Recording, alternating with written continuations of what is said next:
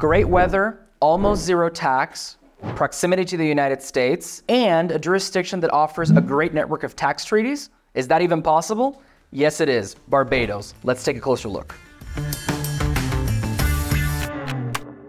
My name is Javier, and I'm a strategy associate here at Nomad Capitalist, where we help 7- and 8-figure entrepreneurs go where they're treated best and build holistic plans to optimize their taxes and improve their lifestyles. So to understand why Barbados is such an interesting place to set up tax residence, we first have to look at a bit of the history of Barbados. So Barbados is a former British colony. In fact, up until recently, the British monarch was the head of state. I believe the last British monarch head of state was the late Queen Elizabeth II. And so what does this mean basically for the purposes of this video? What this means is that Barbados imported a lot of legal concepts from the British common law, and a lot of English legal influence can still be found in Barbados to this day. Now, obviously, I'm not here to talk about general legal theory, but in particular for taxation purposes, there is one concept in particular that is really, really interesting that managed to basically travel from the UK to Barbados, and that is the concept of the non-domiciled tax regime. So in a nutshell, to not make this too complicated, right? Under British common law, right, there's a distinction between the concept of domicile, which is your center of vital interest. It's your homeland. It's the place where you have a strong family and even patriotic in some way connection to, and residence, which is basically just the place where you live. Now, this might seem odd to you because in most places around the world, residence and domicile are actually used interchangeably and often refer to the same thing. However, under British law and the countries that apply this British legal system or British inspired legal systems, those are two very distinct concepts. Ironically enough, just as a side note, the United Kingdom itself has decided to end this long-standing policy starting 2025, which is quite unfortunate, but it lives on in the former colonies, so to speak. So this is the case of Barbados. So what happens if an individual happens to be resident but not domiciled? And again, keep in mind, these are two distinct concepts, right? Resident but not domiciled. Well, what happens under these circumstances is that an individual has access to a special taxation regime where foreign earned income is only taxed if remitted to Barbados. So let's say I move to Barbados and I'm able to claim this non-domiciled tax status. And I'll get to that in a minute. How exactly can I claim that? There is a bit of a nuance there. There are a lot of details to clarify, but it is, more straightforward than a lot of other special tax regimes. So we'll get to that in a moment. But let's say I'm able to claim that just for argument's sake. And I have substantial investment income in the US, the UK, Ireland, wherever it may be. If that income remains unremitted to Barbados, which means that it is not enjoyed in Barbados, I'm just saving up the money, let's say in my US or my UK account, and I don't enjoy the money in Barbados, meaning I'm not, swiping my foreign credit card, I'm not buying cars and importing them to the island, I'm not paying my rent with that money, then that money can essentially stay untaxed from the Barbadian side as long as it stays overseas. Now, can I enjoy my money? Yes, I can enjoy it when I go abroad. So let's say I live in Barbados, I'm non-dom, and I take a trip to Miami. I can definitely use my credit card there. I can definitely buy everything I want. I can definitely go, have dinner, go out with my significant other, take my children on holiday. And that's perfectly fine. And it will be untaxed in Barbados, so long as I don't remit that income to Barbados. So essentially, this non-dom regime, how do I have access to that, right? Because I mentioned we were going to get that in a minute, and this is where we're diving deep into it. So the non-dom regime in Barbados, just as in Malta or Ireland or Cyprus, the key concept there is to ensure that you demonstrate and prove that you have the intent of going back to your country of origin. So let's say I am from, let's say Canada, for argument's sake, and I move down to Barbados. If I'm able to prove that I have the intent at a certain point, doesn't have to necessarily be too specific, but the more specific, the better. I have the intent of returning to Canada. I who do not have the intent of making Barbados my permanent home, then in that case, I'll be able to claim the non-domiciled tax regime. In many cases, if you're born overseas and you have what's called a domicile of origin, which is usually under British law the domicile of the father, then that makes it much easier to claim this benefit. So essentially, I'm from Canada, my father's from Canada, I moved to Barbados. It should be pretty straightforward to be able to claim this non-domiciled regime.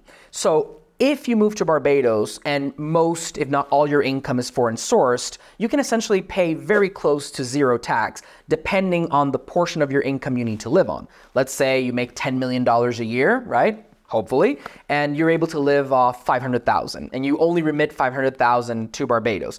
Those $500,000 will be fully taxable in Barbados, while the other $9,900,000 will remain offshore untaxed, and you would only technically have to worry about taxation at the source of the income, which is a whole other issue that would merit an entirely different video.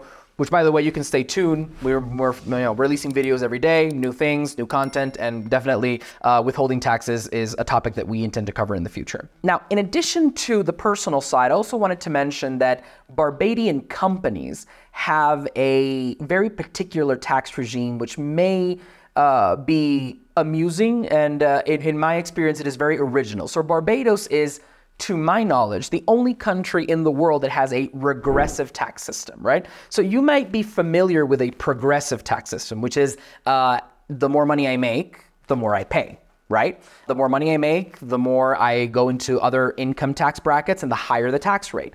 In Barbados, for companies, the opposite is true. So the more money I make, the lower the tax rate will be.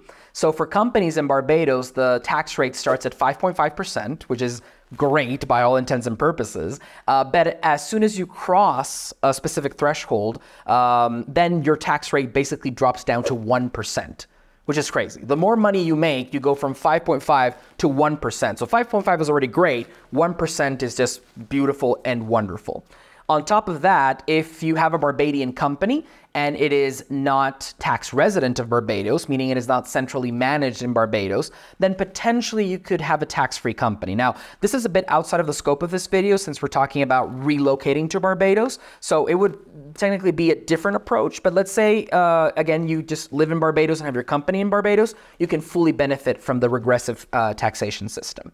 And the last thing I would definitely mention here is that unlike other countries in the Caribbean, Barbados has a really good tax treaty network, which includes most notably the United States, which does not have tax treaties with everyone, right? And so you're able to actually claim lower withholding tax rates as a Barbadian tax resident than you would in a place like the Cayman Islands or the Bahamas, which makes Barbados even more interesting. For example, many of the tax treaties with the US would drop withholding taxes on dividends from 30 to 15% in many cases, and in some very specific circumstances, you might even drop the tax rate, the withholding tax rate on dividends, even below 15%. So obviously, there's a lot of analysis needed, and this is not intended to be tax advice directly to you on YouTube. But if you're considering moving to Barbados, it is definitely worthwhile taking a look at the different tax treaties it has, consulting with a tax professional, and seeing exactly how you can best take advantage of the provisions of those different treaties in order to minimize your tax bill as much as possible. And a special note for US citizens that may be watching this video, Barbados may be a very interesting option for you for the following reasons. So Americans, as you know, you're taxed based on citizenship. So unfortunately, wherever you go, the IRS goes with you. So the best we can do, or one of the best strategies we can follow in the case of US citizens, is having them relocate to countries that won't add any additional burdens or any additional taxation. So if you could take advantage as an American of the Barbadian non-domiciled tax regime, you could live overseas, claim some of the benefits that come with that as a US citizen, like, for example, the foreign earned income exclusion, and basically on your investment income, you would only have to worry about the United States and reporting back to the United States. You would not have to worry about filing two separate returns or even filing and paying taxes to two different jurisdictions. Now, obviously, Barbados might have some disclosure requirements. It may have some income tax filing requirements if you have Barbadian source income. But again, if you're a US citizen living in Barbados under the non-dom regime,